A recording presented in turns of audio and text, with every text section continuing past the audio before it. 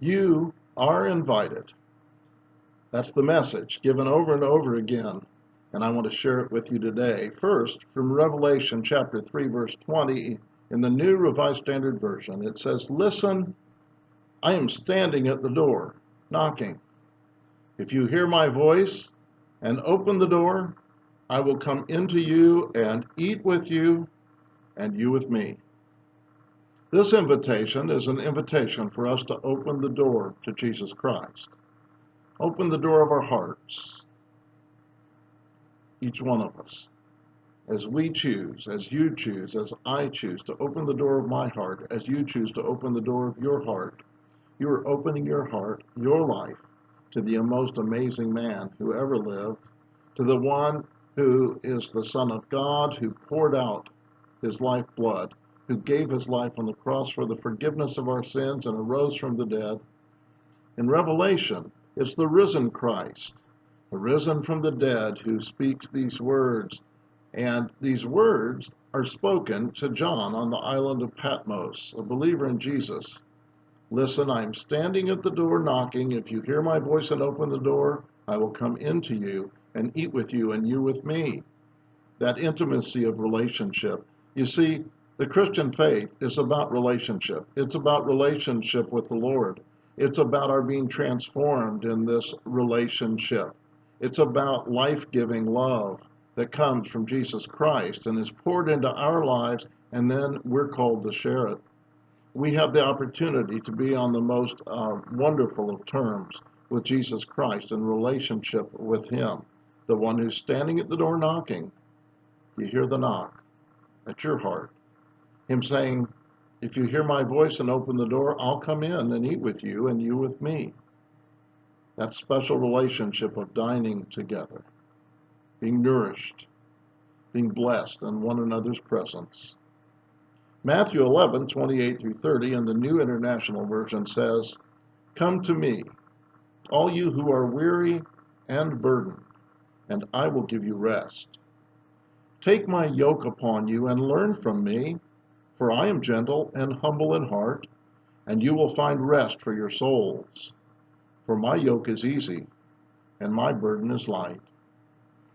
Jesus Christ invites us to come to him as we deal with weariness, as we deal with burdens. He says, "Come to me, and I will give you rest." The rest Jesus gives renewal. It refreshes and strengthens. Just like when we invite him to come in when he's standing at the door and knocking, and he comes in, and we are refreshed with the food that we need, with eating together. Now this is rest and renewal that Jesus gives. And then he says, "Take my yoke upon you." The yoke was something specially built, made of wood, to go on oxen or other animals that could pull a load. We have loads to pull, but there are some yoke that fit better than others. And he says, "Take my yoke upon you and learn from me. And I'm gentle and humble in heart. You'll find rest for your soul." So even as we do labor, there's rest for our souls. There's renewal, there's strength, there's the blessing that's given to us that helps us as we deal with our burdens, our challenges, our struggles. For Jesus says, "My yoke is easy, my burden is light." The yoke is easy, it's well-fitting, it's made so that we can pull the burdens we need to pull, and the burden is light, says Jesus. One more invitation from Matthew 26, beginning with verse 26 through 29 in the New International Version. "While they were eating, Jesus took bread, and when he had given thanks, he broke it and gave it to his disciples, saying, 'Take and eat. This is my body.' Then he took a cup, and when he had given thanks, he gave it to them, saying, 'Drink from it, all of you. This is my blood of the covenant, which is poured out for many for the forgiveness of sins.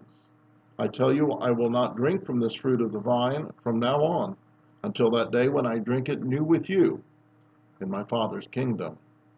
He took a cup and he gave thanks. He said, first he took the bread and he gave thanks. He gave it to the disciples. "This is my body." He is saying, you may be renewed by receiving me into your heart, into your life. And this is a symbol, a meaningful symbol of receiving Christ in a way that is life-giving. And then he spoke of the cup. giving thanks, saying, drink from it. This is my blood of the covenant. This is my blood of the promise and the relationship that we have. It's poured out for the forgiveness of sins. You can experience the refreshment and renewal of forgiveness that blesses you now and forever. But then he also says one more thing about invitation, as he says, I will not drink from the fruit of the vine from now on until that day, listen, when I drink it new with you in my Father's kingdom. Thinking of my Aunt Kay, who was dear to me, my father's sister, 16 years younger. She just died this week. She lived a really remarkable life, I think. Wonderful lady. And just a few years ago, I was ring bearer at her wedding. I didn't look just like I do now. I was shorter, but I always have admired my Aunt Kay.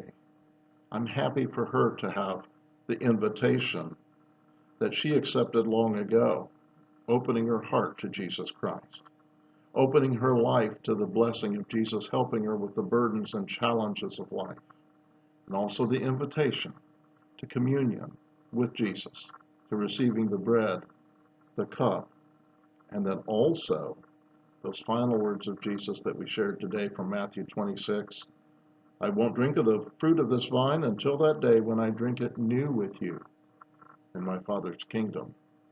I like the thought of that invitation for Aunt Kay and for others who have gone on before us. And yes, for us too, the invitation to the life-giving blessing of Jesus Christ right now, but also that blessing that goes into God's heavenly kingdom. That gives me comfort. It gives me strength. It gives me hope. I just need to open my heart, my life, to the blessing of Jesus Christ.